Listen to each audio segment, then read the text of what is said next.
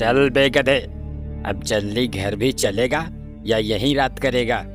खाने में तो कोई कसर नहीं छोड़ता, फिर चलने में इतनी कंजूसी क्यों करता है?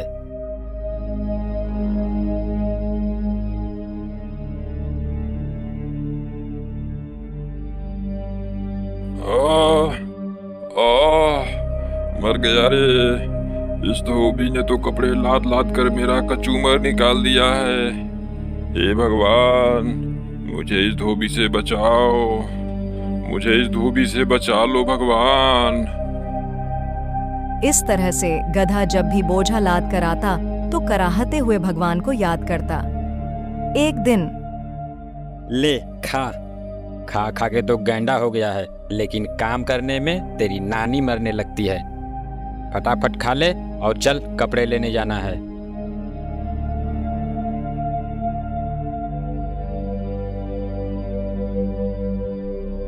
अब चलेगा भी या तेरे लिए डोली मंगाऊं? चल। आह, हे भगवान, मुझे इस धोबी से बचाओ।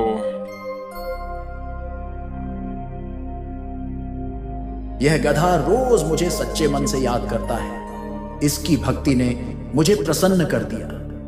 अब मुझे इसको दर्शन देना चाहिए।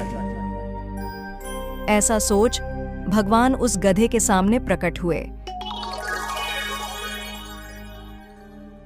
मैं तुमसे बहुत प्रसन्न हूं गधा, कहो क्या बात है? तुम इस तरह से मुझे रोज रोज क्यों ध्यान करते हो? तुम्हारे मन में जो भी कामना है मुझे बताओ, मैं उसे पूरा करने के लिए आया हूं। हाँ, ये कौन आ गया भगवान बनकर? भगवान तो ये हो नहीं सकते। ये जरूर उस धोबी की ही चाल है। ये वही है जो मुझे भगवान बनकर ठगना चाहता है। अरे क्या सोच रहे हो गधे? मांगो, क्या मांगते हो? मैं सोच रहा हूँ प्रभु कि मैं आप जैसा नहीं हूँ। गधा हूँ पर मूर्ख नहीं हूँ। मुझे समझ में आती है भगवान में और धोबी में फर्क। मैं उतना बेवकूफ नहीं हूँ। अब मैं तुम्हें कैसे विश्वास दिलाऊं गधे? अगर आप सही में भगवान हैं तो बताइए, सभी जानवरों के तो सींग है, मेरे सींग क्यों नहीं है? तुम्हारा सींग मेरे पास है, ये देखो। मेरा सींग आपके पास है? इसका मतलब आप सच में भगवान हैं। हाँ गधे, मैं सच में भगवान हूं। तब एक बात बताइए भगवान, सब तो मुझे गधा समझते ही हैं, क्या आप भी मुझे गधा ही समझते हैं? अरे नहीं नहीं, तुम तो गधेराज हो। गधे ने जैसे ही यह सुना वह खुश हो गया। फिर गधे ने कहा, भगवान, मुझे अब इस धरती पर रहने की लालसा नहीं है। मुझे भी अपने साथ स्वर्ग ले चलें प्रभु। मैं तुम्हारे भक्ति से बहुत प्रसन्न हूं गधेराज, ऐसा ही होगा। गधा भी भगवान के साथ स्वर्ग चला गया। भगवान, आपने तो मुझे सच के स्वर्ग में ला दिए। अब तो मैं यहाँ खूब मजे से रहूंगा। हाँ गधेराज, अब से तुम यहाँ खूब आराम से रहो। अब गधा वहां खूब मौज से रहने लगा। बागों में हरी हरी घास खाता और दिन भर घूमता रहता। एक दिन गधा घास खाते खाते इंद्रदेव के बाग में चला गया। कौन है ये गधा जो महाराज इंद्रदेव के बाग में घुसा चला आया? क्यों गधे, क्या तुम्हें नहीं पता कि ये इंद्रदेव का बाग है? यहाँ गधों का आना सख्त मना है। अरे अरे, मुझे नहीं पता था भाई। मैं यहाँ कोमल कोमल घास देखा तो चला आया खाने के लिए। आज चेतावनी देकर छोड़ रहा हूँ, फिर दोबारा यहाँ मत दिखना। चल निकल जा यहाँ से। आज तो बुरा फंसा था। वो तो अच्छा हुआ कि उसने मुझे घास खाते नहीं देखा था। कुछ दिन बीतते हैं। अब गधे को वहां बहुत अकेला सा लगने लगा था। एक दिन भगवान उसका हाल चाल जानने आए। क्यों गधेराज, दिन तो मौज से बीत रहे हैं ना? वह बहुत उदास और मायूस होकर भगवान से कहता है, भगवान, मैं यहाँ बिल्कुल अकेला हूँ। मुझे मेरे साथियों की बहुत याद आ रही है। अगर उन्हें भी आप यहाँ बुला लें तो बहुत अच्छा रहेगा भगवान। जैसी तुम्हारी इच्छा गधेराज, तुम्हारे साथियों को भी बुला लाता हूं।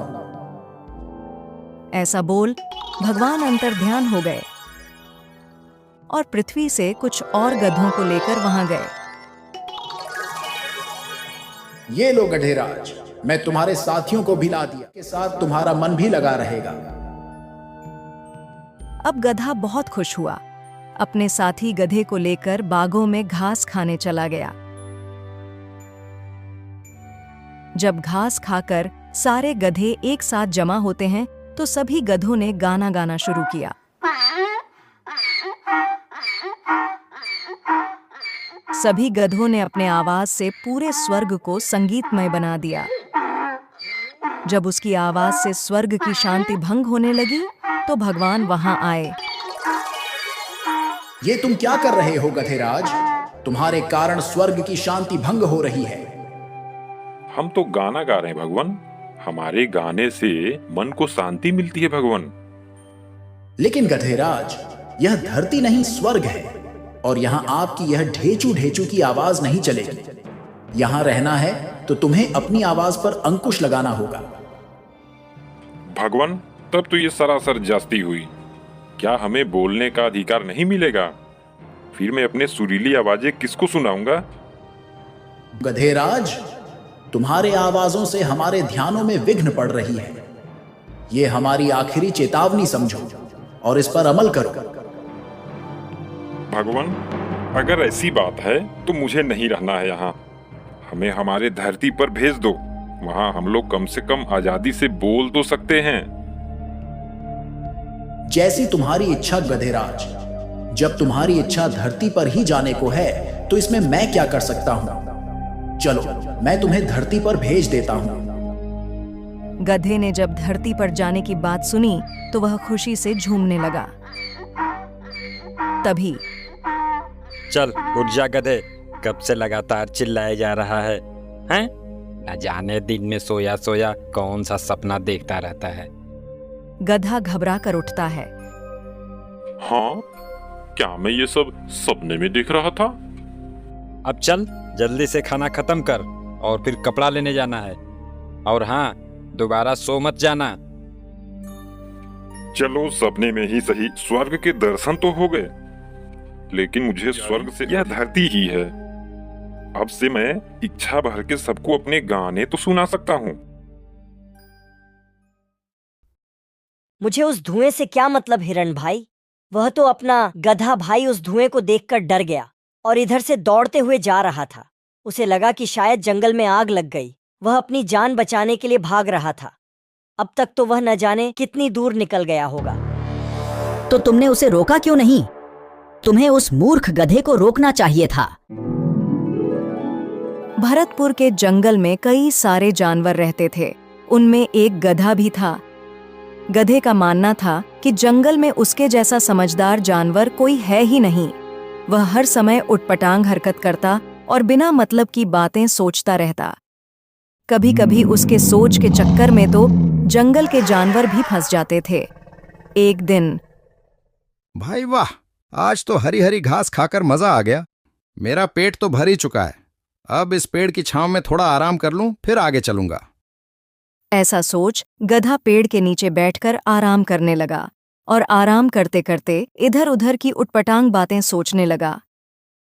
मेरे जैसा बुद्धिमान इस जंगल में कोई नहीं, तभी तो समस्या आने से पहले मैं उससे बचने का रास्ता निकालता हूं। जैसे मान लेता हूं मैं यहां बैठा हूं और जंगल में आग लग जाए तो मेरा क्या होगा?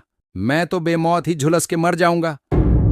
तभी उसकी नजर जंगल के दूसरे छोर से उठ रहे धुएं पर पड़ी।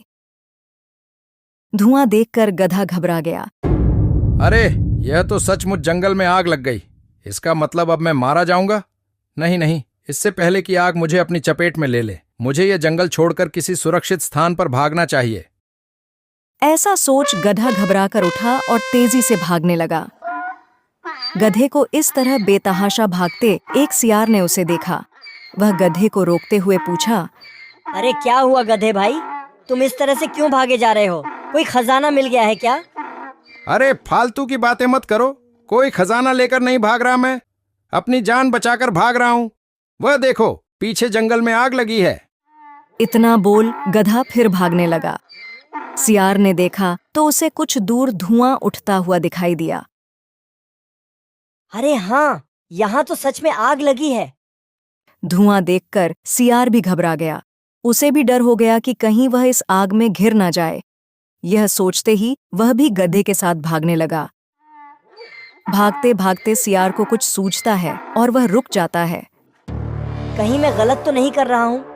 हो ना हो मैं कहीं उसी कहानी को तो नहीं दोहरा रहा हूँ जिसमें पेड़ से पपीता गिरने पर हिरण ने समझ लिया कि जंगल में कोई खतरनाक दानव आ गया है और बचने के लिए वह स्वयं तो भाग ही रहा था, उसके पीछे दूसरे जानवर भी बिना सोचे समझे भागे जा रहे थे। नहीं नहीं, मैं उस आग को बिना देखे यकीन नहीं करूंगा। मुझे उस धुएं के बारे में पता लगाना होगा कि आखिर वह धुआं कहाँ से और क्यों उठ रहा है। ऐसा सोच सियार उठ रहे धुएं की दिशा में चल पड़ा। कुछ दूर जाने पर उसे एक हिरण मिला। हिरण को देखकर सियार रुका और उससे पूछा, हिरण भाई, क्या तुम ये बता सकते हो कि वह धुआं कहाँ से और क्यों उठ रहा है? हिरण ने धुएं की तरफ देखकर कहा, वह धुआं तो झरने के पास से उठ रहा है। झरनों के किनारे खरगोश, लोमड़ी, बंदर और हम चारों दोस्त पिकनिक मना रहे हैं। हम लोग वहीं आग जलाकर बाटी चोखा बना रहे हैं। लकड़ियां कम होने से मैं इधर लकड़ी लेने आया था, परंतु यह सब तुम क्यों पूछ रहे हो? मुझे उस धुएं से क्या मतलब हिरण भाई? वह तो अपना गधा भाई उस धुएं को देखकर डर गया और इधर से दौड़ते हुए जा रहा था। उसे लगा कि शायद जंगल में आग लग गई। वह अपनी जान बचाने के लिए भाग रहा था। अब तक तो वह न जाने कितनी दूर निकल गया होगा। तो तुमने उसे रोका क्यों नहीं? तुम्हें उस मूर्ख गधे को रोकना चाहिए था। उसे रोकने की छोड़ो, एक पल के लिए तो मुझे भी उसने डरा ही दिया था। परंतु सियार भाई, यदि उसे नहीं रोका गया तो ऐसे भागते भागते सभी जानवरों को वह आतंकित करता जाएगा और जंगल में बिना मतलब की भगदड़ मच सकती है। हमें उसके पीछे जाना चाहिए और उसे रोककर सच्चाई बताना चाहिए। हाँ, तुम ठीक कह रहे हो हिरण भाई, हमें गधे को रोकना चाहिए। ऐसा बोल हिरण और सियार दोनों उसी दिशा की ओर दौड़े जिधर गधा भागते हुए गया था। काफी दूर जाने के बाद उन्हें गधा दिखा। बहुत जल्दी ये जंगल छोड़कर मेरे साथ भाग चलो, वरना आग को यहां आते देर नहीं लगेगी भाइयों। अगर अपनी जान बचाना चाहते हो तो भागो। कोई कहीं नहीं भागेगा, जंगल बिल्कुल सुरक्षित है। इस मूर्ख गधे की बात सुनकर तुम लोग भयभीत मत हो। जंगल में कहीं भी आग नहीं लगी है। हाँ भाइयों, हम वहीं से आ रहे हैं। मैं वहां झरने के किनारे अपने दोस्तों के साथ पिकनिक मना रहा था और उसी आग से उठ रहे धुएं को देखकर यह गधा समझ लिया कि जंगल में आग लगी है और यह बेवकूफ बिना सोच विचार किए भागने लगा। आग की वास्तविकता सुनकर गधा झेप गया और सभी जानवरों ने अब चैन की सांस ली। हिरण भाई, तुम्हारा यह काम बहुत सराहनीय है, जो समय पर आकर हमें घटने की सही जानकारी दी, वरना आग की खबर सुनकर हमारी तो सांसें ही रुक गई थीं।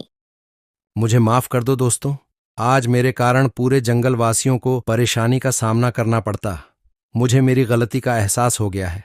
अब से मैं वादा करता हूं कि बिना सच्चाई जाने कभी भी कोई कदम नहीं उठाऊंगा।